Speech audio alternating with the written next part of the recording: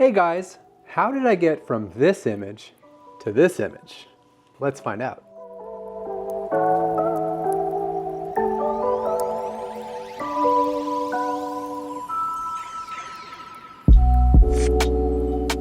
These are 5 creative ways that I use to elevate and differentiate my photography against the sea of many, many pictures. The first step, and I wasn't doing this at the very beginning because I didn't have access to it, but the very first thing that I do when I want to add hazy element to my images is I use a haze filter. You've seen in my videos that I use haze filters in studio, out of studio. I love haze filters. Now the haze filter that I use right there, and we got some glare there, let me see. So that's the Tiffin, that's the quarter power black mist filter. I use this on about 90% of my shoots these days because it adds a hazy element up front. This is also a hazy element that can be hard to edit into an image after the fact, so it's nice to get this on. I get it on the camera. I usually start with this and then I take the filter off as opposed to the other way around because I'll tend to forget to shoot with this hazy filter. So what do I do? So this is the 82mm Tiffin quarter power. And the reason why it's an 82mm filter is because it fits perfectly on my Sony 24-70 f2.8 lens, right? So it just fits. But the nice thing is a lot of my other lenses have a smaller diameter, so I just buy a step-up ring and then I can attach this to almost every lens that I shoot with. And so that's important. Don't buy too small because then you're gonna have to buy another one if you want to get bigger. So these things are not necessarily that cheap. At least this particular one. I know they have cheaper brands, but I tend to like Tiffin's products and they make an excellent mist filter. This is important to my photography these days. I feel like it differentiates me just a little bit. Second step, when you use that mist filter, bring those continuous lights really close to the subject. And the reason why you want to do that is because that light that's on both sides of the subject will start creating that misty effect and that light will leak into the picture. It leaks into the picture at certain parts of the picture. So from the corners, from the sides, you'll start getting this really cool light effect. Thirdly, add more haze to the image. I really feel like you just want to kind of load this thing up. If you're going for it, go for it. I have atmosphere spray in studio that'll spray in studio to create even more haze, right? I'm looking at those fog, they have like little fog machines that you can buy and bring into studio to create fog and haze effects. Add it up, man. Use it in conjunction with the haze filter and you're gonna get even hazier images.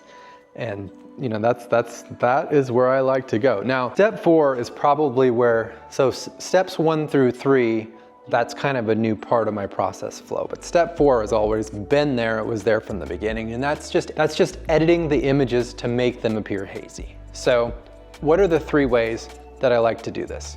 So I use Lightroom predominantly for my editing. Well, I use Lightroom and Photoshop, but in Lightroom is where I make these edits, right? So what do I like to do?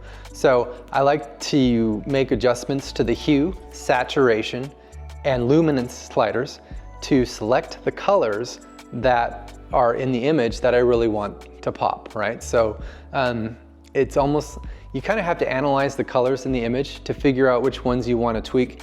These images tend to be tweaked. It's just the way it is, right? So, you know, you're gonna, like if it's at night and you really want those purples to pop, you kind of have to play with those sliders to get them where you want them to go. Then what I do is I color calibrate, the color calibration area. And that's at the, if you're in Lightroom, and I'm showing you right now, it's at the bottom of Lightroom. It's where you can adjust the blues and it's where you can adjust the greens. I tend to adjust those on every single image like this that I do, because it just adds a really interesting element to the colors. I really want those colors to pop, right? So I focus there. And then third is the color grading. And sometimes I go into the color grading in Lightroom and here's the color grading area.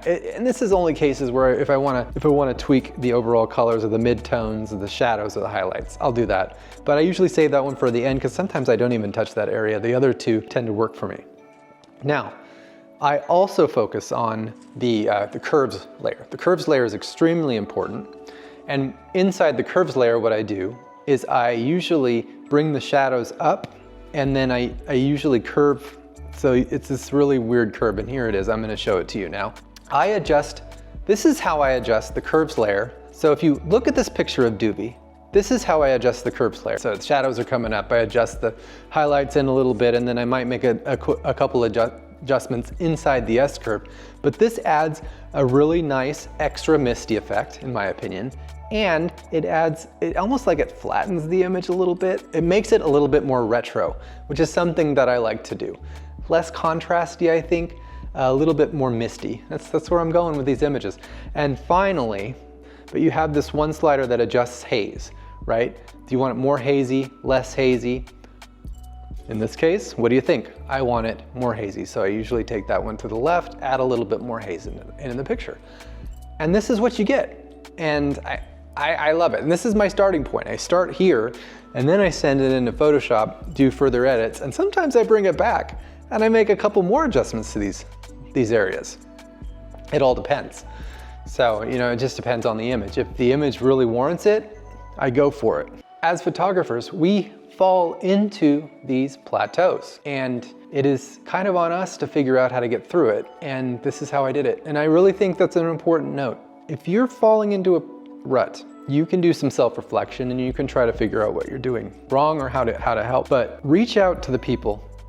Reach out to your resources. Ask them.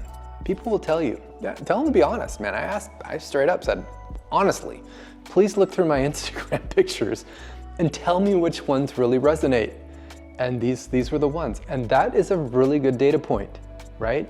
You should be doing the same thing. There's no reason why you shouldn't be reaching out to friends, family, clients, people that you've collaborated with. Ask them what worked. What do you like? You can even ask them what they didn't like. Everybody's different, right? Some people don't like the contrasty stuff, right? They don't like the stuff where there's crazy shadows going on all over the place. And some people like the flat look. Some people don't. That's okay. You know? Some people just don't like that flat look. I tend to like the flat look. And I find that when I do that look, people tend to look at it more. That's just a note that I've made for myself. So anyway, I just wanted to share this with you. I think it's an important thing to share. You know, we're all in this journey together. Let's make the best of it. This is Derek G Photography, signing out.